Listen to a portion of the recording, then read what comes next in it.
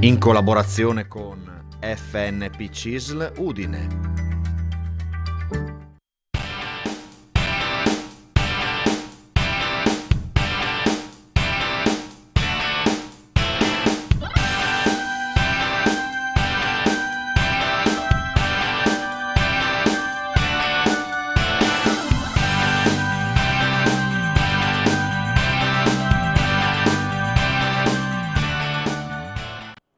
Un saluto ai nostri amici telespettatori, eccoci puntuali all'appuntamento con lo Sportello Pensionati. Vediamo subito chi sono i nostri ospiti. Con noi oggi in studio Liliana Della Rovere, che fa parte dell'FNP CISL di Udine, e Roberto Duca della segreteria territoriale sempre dell'FNP CISL di Udine. Buon pomeriggio, come state entrambi? Bene. Mi fa piacere rivedervi, sono molto contenta quando vi vedo qui in studio, anche con Liliana, che ha sempre tante novità, tante cose particolari da raccontarci, tante precisazioni da fare, le risposte pronte da dare ai nostri telespettatori. Io direi di esordire proprio con Liliana parlando di scadenze, anche se per il sindacato c'è un appuntamento importante e qui chiamiamo in gioco Roberto per parlarci dell'appuntamento di sabato. Con chi cominciamo? Con Liliana? Cominciamo con le scadenze. Sì. Cominciamo con le scadenze. Benissimo, sì. Quindi anche per la rata di luglio il pagamento presso gli uffici postali è anticipato al 25 giugno fino al 1° luglio. Naturalmente se la rata non è dovuta l'INPS chiede la restituzione. Per i pensionati residenti all'estero, in Europa, Oceania e Africa, devono presentare l'esistenza in vita al Citibank entro il mese di settembre, altrimenti con la rata di novembre verrà sospesa la pensione. Con il mese di luglio poi viene in pagamento la fatidica 14ª, diciamo, a chi ne ha diritto, quindi a chi ha compiuto i 64 anni di età, chi ha un reddito che non supera i 13.400 euro. L'importo della 14ª, anche per le pensioni diciamo che non sono assistenziali, quindi per le pensioni che non siano invalidi civili, assegno sociale e pensione sociale. L'importo della 14ª va da 336 euro a 6,55, secondo se trattiamo di una pensione da lavoratore dipendente autonomo o se parliamo di 15 anni di contributi o 25 per quelli più elevati. Naturalmente l'importo della 14ª per chi ha potuto, che ha lo SPID, ha potuto controllarselo anche sull'OBSM e quindi all'inizio dell'anno sapeva già se aveva in pagamento la 14ª. Chi ritiene appunto di avere diritto e non lo percepisce potrà fare la domanda di ricostituzione sia online o andando al patronato e allegando i modelli RED. Poi ad agosto sappiamo che verrà pagato il rimborso per o la trattenuta del 730, la risultanza del 730 che è stato presentato però entro il 31 maggio di quest'anno. Poi dall'1 al 31 di luglio possono presentare la domanda per il reddito di emergenza, chi ha titolo a chiederlo, per i mesi di giugno, luglio, agosto e settembre. Quindi usciranno poi delle circolari per i chiarimenti, per i limiti e per tutto quello che riguarda il reddito di emergenza, che in questo momento non sono usciti ancora.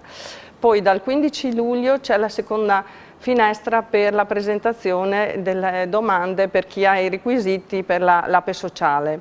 Quindi presenteranno la domanda chi raggiunge i requisiti entro il 31/12/2021 o chi ha già raggiunto i requisiti, quindi rientrano tra queste persone chi ha i 63 anni di età, i 30 anni di contributi, appartiene a determinate categorie che sono disoccupati, invalidi al 74%, caregiver, o a chi appartiene con 36 anni, chi appartiene a determinati lavori gravosi, quindi che si è fatto almeno 7 anni di lavori gravosi. Per quello che riguarda per le donne invece viene ridotto di 1 anno se hanno dei figli, un figlio, e 2 anni se hanno 2 figli, quindi parliamo di 63 anni e 34 o 35 di lavoro. Per poi parliamo soprattutto adesso in questo periodo è uscita anche la possibilità di fare la domanda dal 1° luglio al 30 settembre per l'assegno unico temporaneo, ponte diciamo per gli assegni familiari. La domanda può essere, dovrebbe essere aperta la procedura dal 1° luglio. Sì, la domanda riguarda per i lavoratori dipendenti che ogni anno naturalmente fanno presentando i redditi. Verrà in automatico liquidato già la maggiorazione che gli spetta e devono presentare i redditi dell'anno precedente e saranno validi dal 1° luglio al 30 giugno del 2022.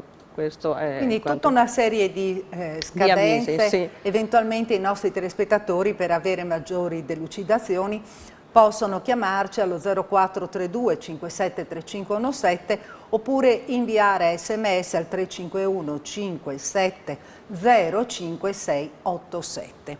Vediamo con Roberto l'appuntamento per questa manifestazione dei sindacati uniti. Abbiamo già una telefonata. Chiedo scusa Roberto, diamo subito, vai. Diamo la priorità a chi ci chiama.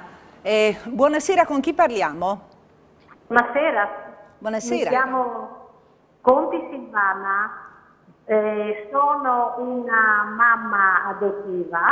Sì. Ho adottato a suo tempo tra il 1999 e il 2001 2 bambini. Dovrei andare in pensione e ho chiesto all'INPS se ho la possibilità di avere anche io uno sgravio di tempo, di periodo, l'anno, perché avevo sentito, seguendo internet, che avevo questa possibilità. Volevo sapere appunto se la signora è in grado di darmi una risposta. Sì. Dipende da quando ho iniziato a lavorare. Se ho iniziato a lavorare dal 96 in poi dovrebbe avere una pensione contributiva. Mi perdoni, non sento, aspetti che... forse ha l'apparecchio televisivo. Sì, si sente. Sì, mi dica, mi scusi. Ecco, tenga basso l'audio.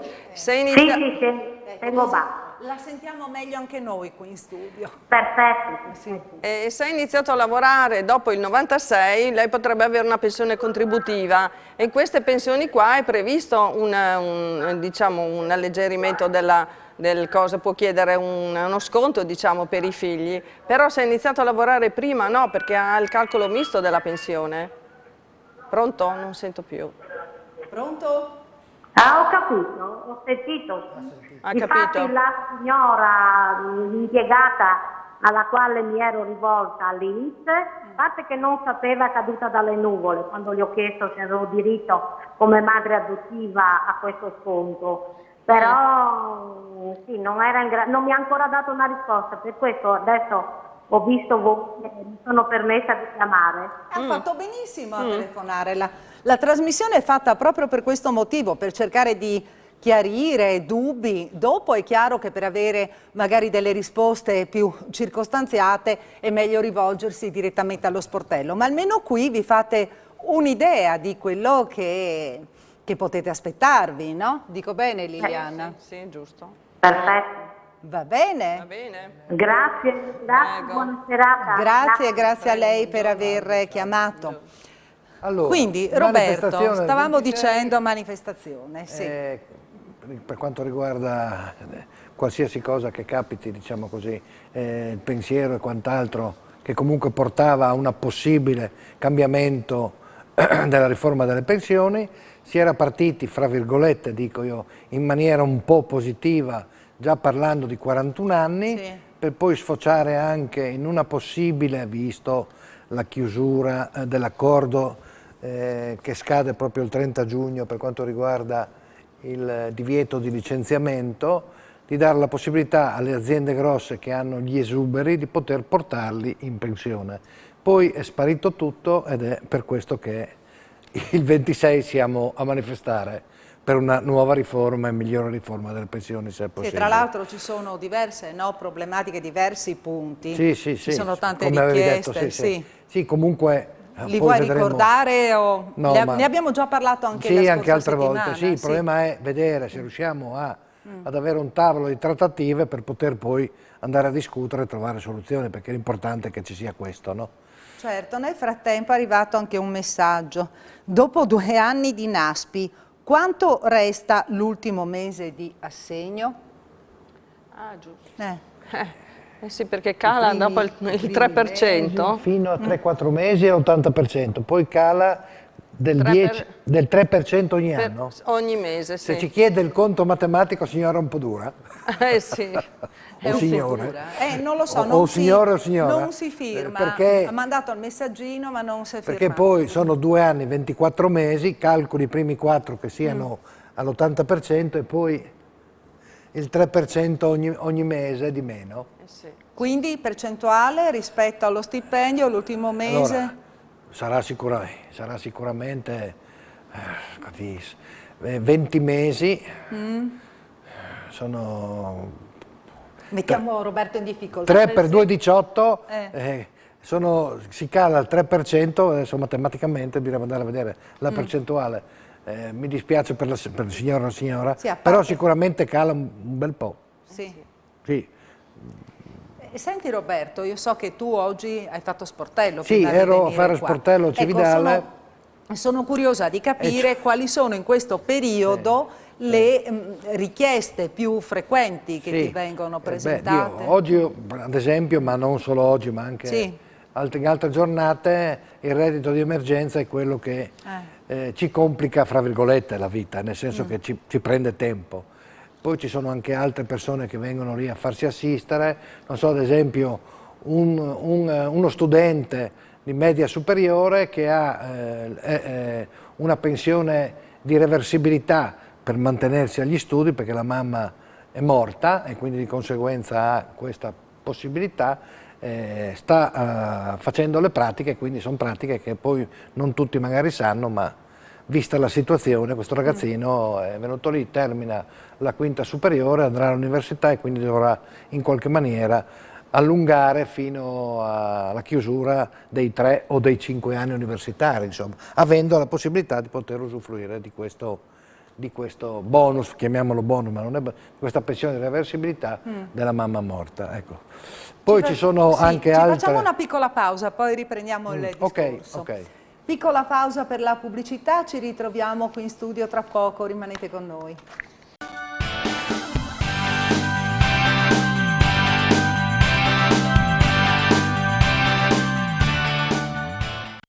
Ed eccoci nuovamente in studio. Quindi Roberto mi stavi spiegando anche la situazione di questo ragazzo che appunto è venuto a chiederti per la pensione di reversibilità della mamma. Una pratica che poi abbiamo accompagnato come...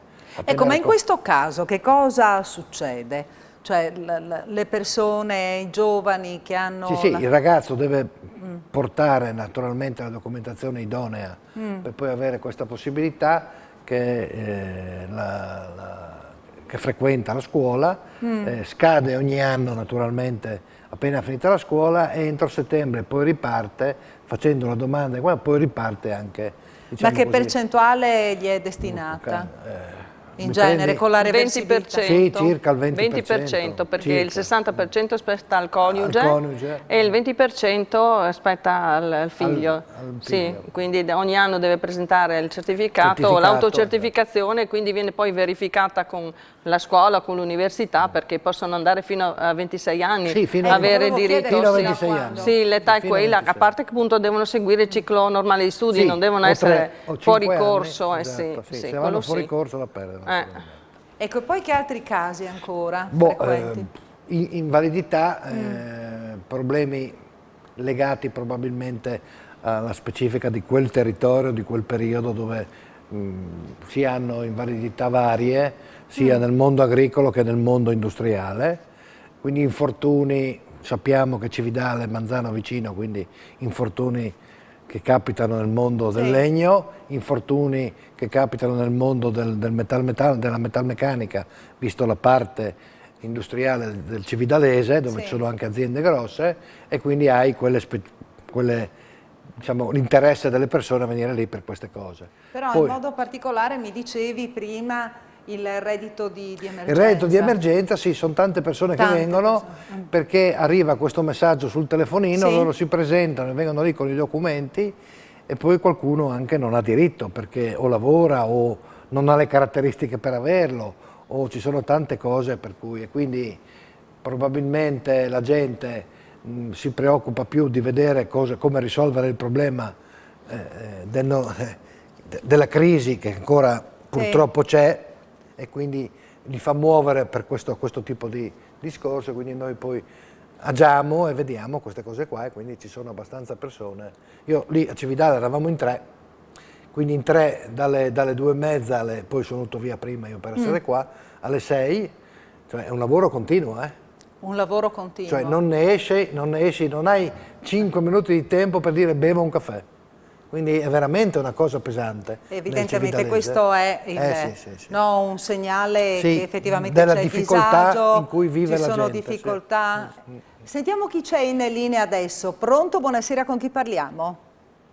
Sì, pronto, buonasera. Buonasera. Senta, io sono in attesa della pensione. Sì. Però cioè, sono in attesa da 6 mesi quasi. Come mai? Ci spieghi un attimo come la mai? sua situazione? Io mi sono rivolto proprio alla CISL di Udine. Sì. Che tipo di pensione? Appunto, ecco. bisogna capire che tipo di con problema. la dottoressa Luisa Marangoni, che adesso che segue la mia pratica. Sì, ma che tipo di Sì, ma pensione? sta andando alle calende greche, mi stanno dicendo che è in fase di elaborazione. Come si dice? Elaborazione. Definizione, una cosa del genere, ma sono mesi che mi dicono sempre la stessa cosa. Ma un dipendente pubblico? Esatto, che dipendente è lei? Io vorrei sapere quando è che prendo questa benedetta pensione. Bisogna capire un attimo che tipo di lavoro lei stava facendo. Anche io ho fatto diversi lavori sia in Italia che all'estero. Sì. Ma adesso quanti anni ha lei? 67 compiuti a gennaio. Quindi lavoro all'estero dove? Che nazione all'estero? Francia, Germania, Inghilterra, Svizzera, Austria, un po' dappertutto. Quindi devono raccogliere tutti i dati dei paesi dove lei ha lavorato, perché sennò non riescono a sommare. Sì, infatti, li abbiamo richiesti, sono arrivati e continuano a dire adesso che hanno ricevuto i dati, la pratica in fase di definizione. Sì, ma io vorrei sapere quando è che la definiscono sta pratica. Quando raccolgono tutto il materiale, ritengo, no? Hanno già raccolto tutto il materiale, abbiamo fatto anche diversi solleciti all'estero, ai voglia. Quindi lei sta dicendo che sono stati fatti solleciti nelle nazioni che ancora non dovrebbero aver mandato il risultato, o è diverso? Hanno mandato? Hanno già inviato tutto? All'INPS? All'INPS, sì, è certo. Ok, perfetto. Sì, sa quando è stato inviato all'INPS più o meno? A me? No, hanno inviato a me. Io l'ho trasmessa alla Luisa Marangoni, della CISL che seguiva la mia pratica. Sì. E lei ha inviato a chi di dovere, a INPS, non so a chi. Ha fatto la domanda lì. Ma lei non sa quando è stata inoltrata? La ricevuta di aver inoltrato la domanda non ce l'ha. Se la Luisa Marangoni ha mandato tutto all'INPS, l'INPS ancora non le ha risposto nulla? No, infatti, cioè io a casa non ho ricevuto nessuna Lì non Ho dipende. ricevuto un messaggino in cui dicono che la mia in fase di definizione, tutto lì, e nient'altro. La pratica Ma per iscritto, che mi ha detto la Luisa, che dovrebbero mandarmi per iscritto qualcosa a casa, certo, io non ho ancora ricevuto niente. Ma lì dipende dall'INPS, no? Sì. Effettivamente sta elaborando un po' sta tutto. elaborando la pratica. Sì, ma, Sì, vanno vabbè, ma adesso vanno in ferie, magari, chissà quando, ma il prossimo anno, ma stiamo scherzando. No. Guardi, Liliana adesso è in pensione, ha lavorato per tanti anni all'INPS. Spiegaci, Liliana, che cosa succede? A parte che adesso i momenti sono diversi rispetto a quando lavoravi tu, c'è di mezzo il Covid e quindi c'è tutto un insieme di cose. Ma per questi casi, come venivano affrontati quando lavoravi tu all'INPS? Anche per dare rassicurazioni al telespettatore. Sì, perché in pratica allora quando vengono raccolti i dati e la pratica è definita, vanno lo stesso 20 giorni perché deve essere trasmessa alla banca e la banca deve provvedere al mandato di pagamento, quindi il flusso sta a un 20 giorni. Quindi è imminente, voglio dire, la liquidazione della pratica, quindi lei aspetti il prossimo mese e vedrà che arriverà. Ma prima che avvenga tutto questo, io ricevo qualche avviso a casa per posta o cosa, o niente? Lei ha cosa messo, banca o posta come ufficio pagatore? Perché se in posta... in posta o il conto io? In posta le mandano un avviso a casa che dovrebbe essere a disposizione la cifra, diciamo. Quindi se è in posta dovrebbe ricevere una... Ma chi mi manda, la posta o l'avviso? La posta, l'avviso che ci sono i soldi giacenti. Comunque in tutti i casi lei si rivolge, telefoni al patronato, che il patronato le dice che quando è definita lei aspetta e va in posta. Venerdì, dopodomani torno dalla Luisa a chiedere, a vedere di nuovo e io non so cosa fare. Così la chiama quando è il momento. Sì, ma lei non è, mi risponde sempre la stessa cosa, che ormai quello che doveva fare lei l'ha fatto. Certo. Se non arriva risposta dall'INPS, cosa vuole che le dica? Allora da chi mi devo rivolgere? Alla posta, all'INPS, a Udine? No, lei aspetti un attimo e veda che cosa succede ed eventualmente torni alla carica con il patronato che a sua volta chiede all'INPS. Ma le conviene attendere ancora qualche giorno? Quanti mesi è che attende? Sì, ma sono già passati un mese, quasi. Ah, un mese. Quanti mesi è che ha fatto tutto questo giro? Quando si è rivolto alla Marangoni la prima volta? Lei? A gennaio, i primi di gennaio. Sì, per poi andare a ricercare tutti i contributi versati nelle varie nazioni, riportarli in Italia e poi spedirli all'estero. Ma si è spedito un mese fa la domanda di pensione, nel giro di un mese o due la pensione viene liquidata. In 2 mesi lo riceve, si è spedito quella data. In 2 mesi sì. Abbia pazienza ancora qualche giorno, altrimenti ritorni alla carica, va bene? Pronto? Che la miseria! È incredibile, qua siamo sempre alla carica in Italia, guardi, è una roba impressionante. Sì, immagino. Lei comunque... perché io ho lavorato all'estero, non ho mai avuto questi problemi qua, assolutamente. ce li ha avuti adesso con raggruppare Gli unici tutto? che hanno fatto problemi anche per la documentazione dell'estero è stata la Francia, che ho fatto solo una stagione invernale, 4 mesi di lavoro perché io ho fatto cameriere di professione, È un girone. Adesso, e poi chi? E poi un po' la Germania, ma in Germania ho fatto 6 anni però. Sì, però... E comunque vedrà che ancora qualche giorno e la situazione si sblocca. Va bene, grazie per aver chiamato. Guarda, Grazie per aver chiamato. Sì, al momento non vuole. Comunque Pronto? guardi, si rivolga alla linea Patronato a Udine, vedrà che le sapranno indicare a che punto è la pratica. Grazie per aver chiamato, arrivederci. Arrivederci. Buonasera.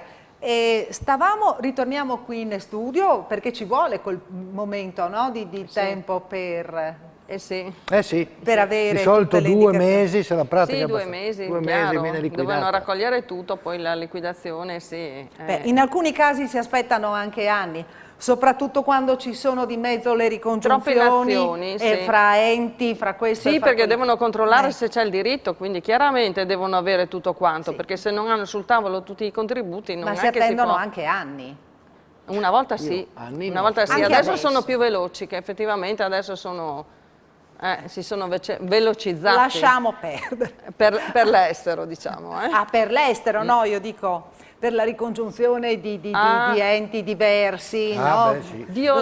Ci sono enti, dipende che dipende cos'è. da che ente. Da no? che ente, sì. Ci facciamo un'altra piccola pausa per la pubblicità, ci ritroviamo qui in studio tra qualche istante, rimanete con noi.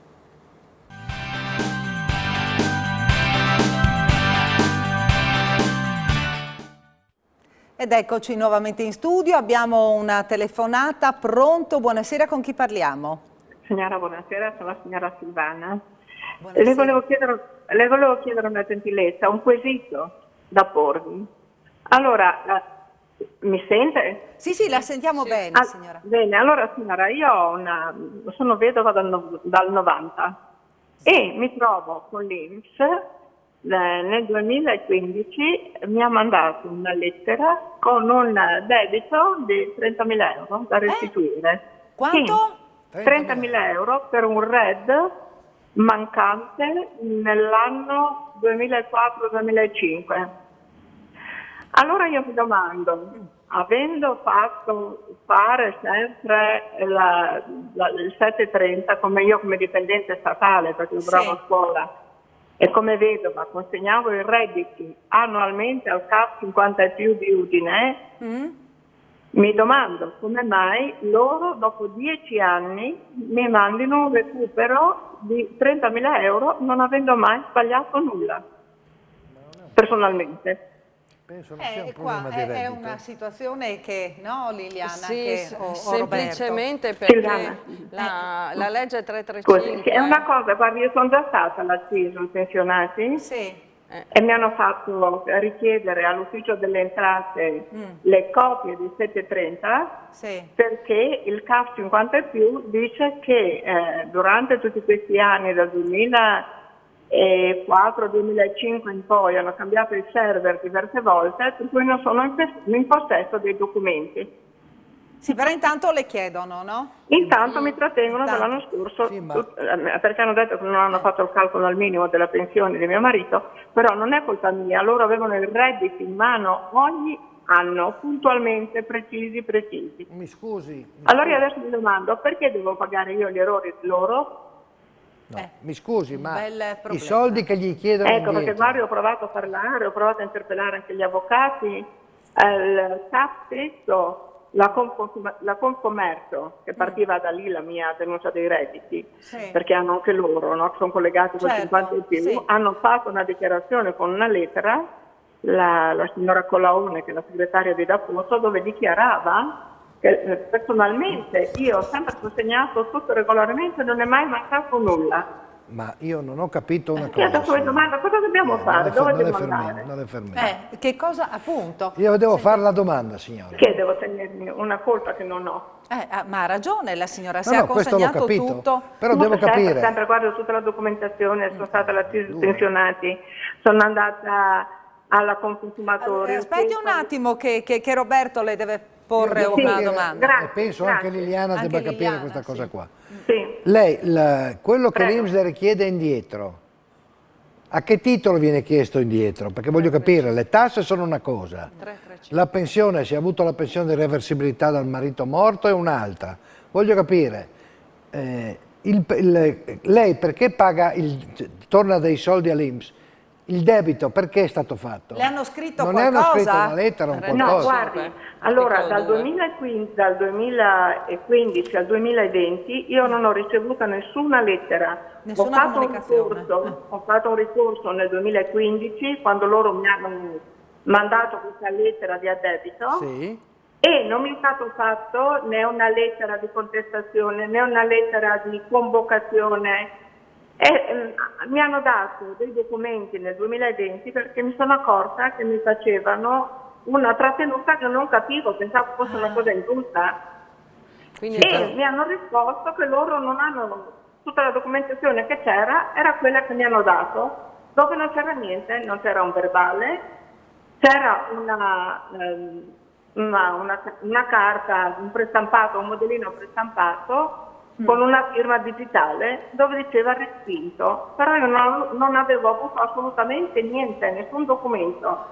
Non esiste una raccomandazione. Situazione veramente particolare, difficile e particolare. Sì. Signora, si deve rivolgere a chi gli ha fatto queste pratiche no, ma è in modo che cioè, metta in atto o interrompa i termini di prescrizione per fare i ricorsi per poi fare quello che deve fare.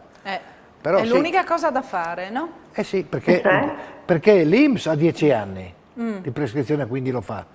Lei deve vedere poi se anche lei 10 anni oppure se ne ha più corti, perché lì bisogna vedere quindi di cosa lei ritorni trattasi. alla base dove le hanno fatto tutti i calcoli e spieghi la situazione direttamente a loro, dove Ho le già hanno fatto, signora, ho già fatto tutto il ricorso, il CAP stesso risponde che io ho fatto tutte le dichiarazioni precise ogni anno perché sia il reddito di mio marito, della pensione di mio marito, delle versatilità, sia il mio che ancora lavoravo in scuola, erano regolarmente consegnati e denunciati, portati al CAP, mandati all'ufficio delle entrate, mandati all'INPS, però nessuno ha mai detto nulla. Ecco. Ma signora, il mio consiglio, ecco, che se è venga magari un tasse, salto. Se è un problema di tasse, l'INPS non c'entra niente. No, è un problema di 335 per la trattenuta della reversibilità, quella dell'articolo 2 della 335. Bisogna capire qual è il problema. Ogni anno lei doveva comunicare i redditi all'INPDAP in questo caso e loro naturalmente lo leggevano dalle 7:30 dall'ufficio entrate. Probabilmente la cosa non ha funzionato e non ha avuto nessuna comunicazione, però il debito è andato avanti. E questo è il discorso. E una lettera però di interruzione dei termini doveva esserci, quindi forse una lettera gliel'hanno mandata, non lo so, un indirizzo sbagliato o qualcosa del genere, perché altrimenti non potrebbero chiederla perché sono già passati 10 anni. 10 anni, no? E nel 2015. 10 anni, ma io dico, se loro dicono che nel 2004-2005 mancava un Senta una cosa, signora. Nel mio consiglio, perché no, qui in trasmissione non è che si riesca a risolvere la questione, magari visto che è una cosa che dipende dall'INPS, puoi dare tu un'occhiata, puoi dare tu in caso Liliana questo adesso deve andare solo avanti col ricorso però, deve andare avanti. Ecco, allora lei lasci il suo numero di telefono alla regia. E poi vediamo magari di mettere in moto, anche voi vi adoperate per mettere in moto tutta una serie di controlli incrociati. Va bene, signora? Mi farebbe una gentilezza, signora, grazie, tanto cara, perché guardi, sto diventando matta. Immagino, una situazione veramente... È ingarbugliata. Ecco, lei faccia così, lasci il numero di telefono e vediamo che cosa riescono a combinarle loro, va bene? Va bene. Signora, grazie. Grazie a lei, signora. Grazie per aver chiamato. Giornata. Buonasera. Buonasera. E visto che mancano abbiamo ancora una telefonata in linea?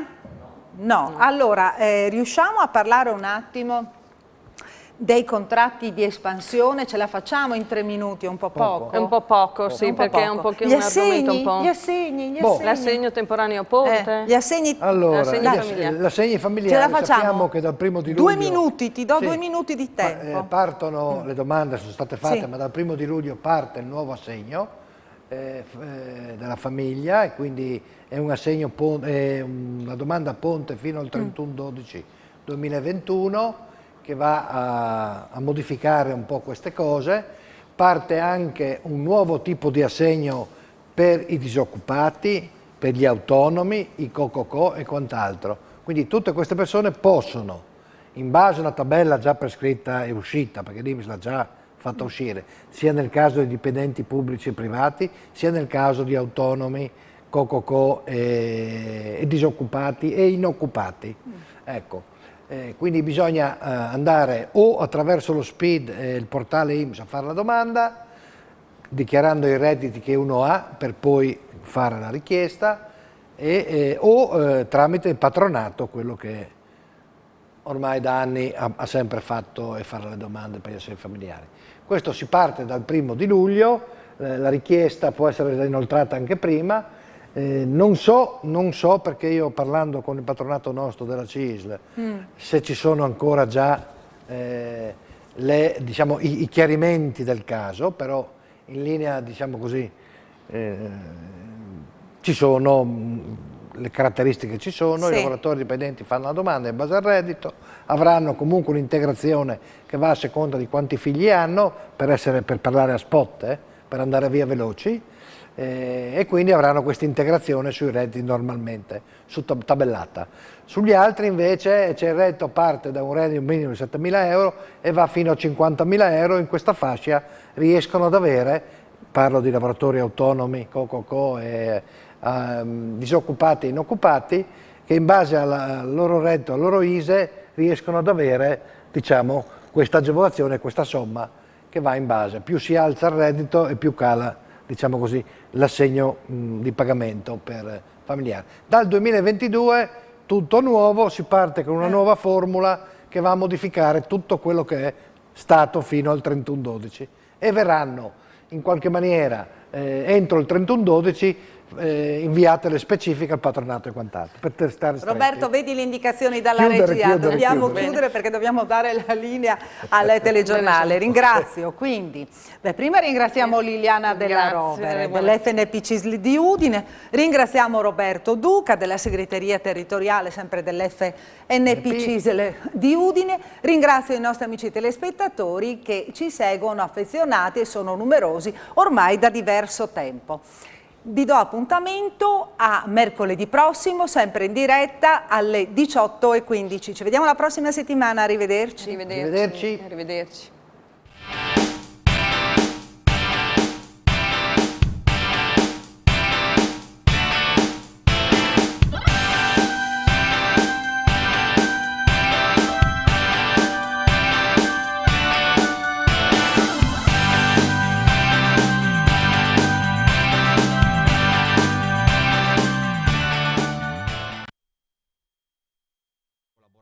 Con FNP CISL Udine.